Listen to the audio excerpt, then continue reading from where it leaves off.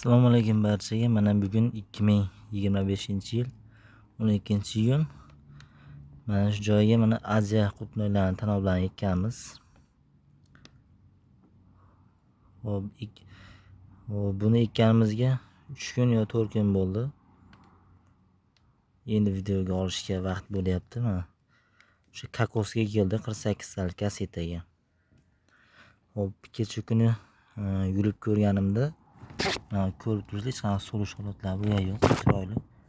Shu oldi tomir chiqarib qolgan ekan, yangi oq tomirlar chiqarib qolibdi. Hop, apparatda dori sepilyapti, ruchnoy apparatda.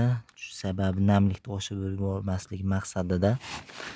Hop, mana oddiy simdan duga qilingan. Mana oddiygina, hech qanaqa tumanlik, mana tepada tumanlik bor, lekin bular ulangani yo'q. Mana bu yerda yechib tashlangan. Bu o'tkila qilinganda limonga havola. Hech qanaqa tumanlik qilingan yo'q. Hop, kokosga ekildi, simni suqqanmiz, plyonka o'ralgan. Tepadan saqlash uchun yana bir qavat setka olib qo'yganmiz. O'zi aslida tepasida setka bor, o'zi aslida 70% ko'k setka bor.